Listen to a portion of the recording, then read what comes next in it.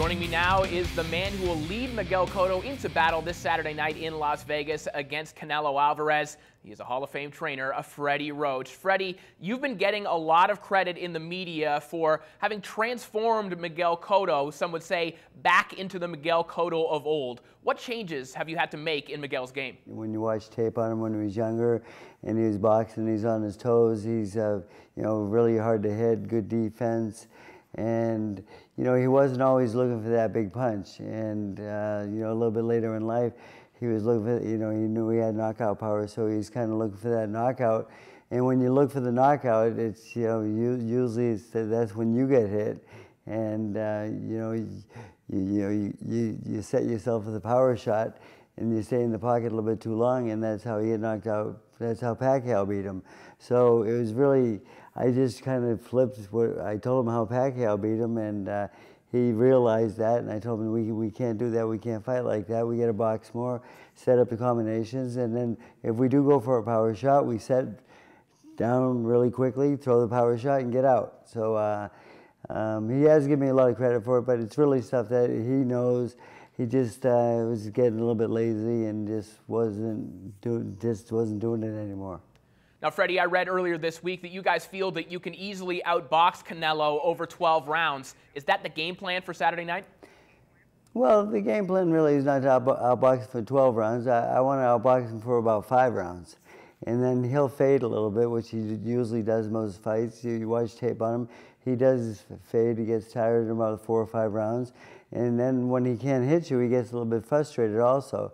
Then he starts trying really harder to knock you out, and he pushes the issue a little bit. And when he pushes the issue a little bit, he's going to make a mistake along the way, and he's going to walk into the left hook, and I think the fight will be over.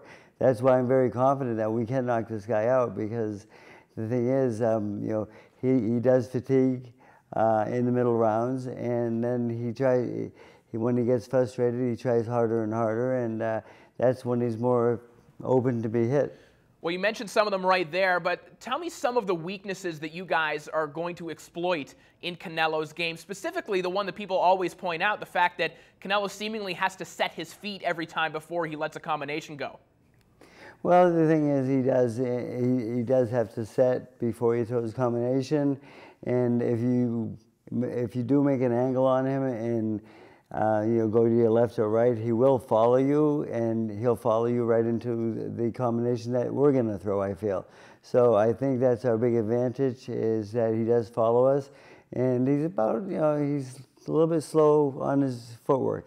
He does take time. If we do make an angle, his thought process isn't that quick, and he gets there a little bit slower. And my fight, by the time he gets there, my fighter will be set, ready to punch, and they'll fire the hard combinations. And that's why, again, everyone thinks I'm crazy because he's never been knocked out before. But I do believe that if we do make those angles, we will set up the big shots, and there'll be a knockout shot in there somewhere. Now, Freddie, correct me if I'm wrong, but there was a time, even just 2 years ago, when I would see you in a new fighter's corner seemingly every single weekend, but it seems like you've cut that schedule down a little bit and you've focused a little bit more on those big-name fighters in your camp. Was it a mindful decision to kind of whittle that schedule down? Well, I had to cut my schedule down a little bit. I have a bad back right now, and I have to do 2.5 hours of workout every morning to get me into the boxing gym. And my physical therapist works with me every day. We do real strenuous exercise. I'm getting bigger, I'm stronger, and but no comebacks. But the thing is, I do have to do this, and the process that's what gets me to the boxing gym, so I can go to do mitts every day with most of the guys I'm doing, just go my top fighters. And since I have Marvin with me, my chief assistant, he's been picking up the slack a little bit. He just went to Russia with Denis Lebedev, and then we just had Morrison's son went in Oklahoma.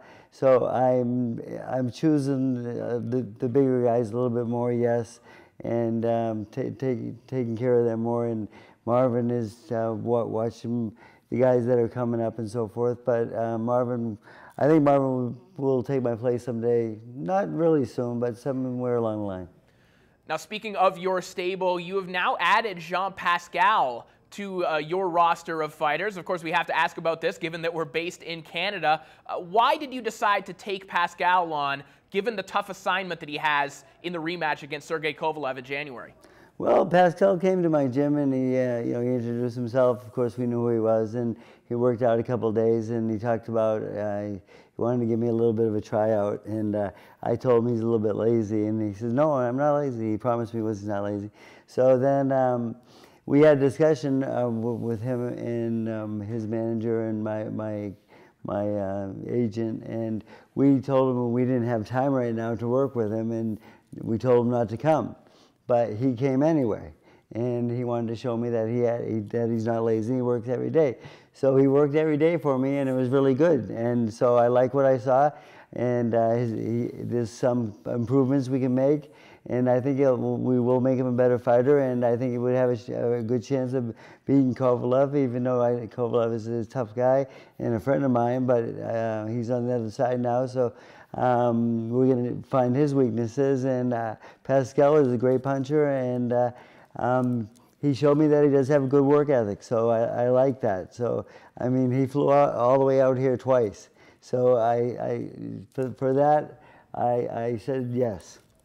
All right, thank you so much, Freddie. Best of luck on Saturday night.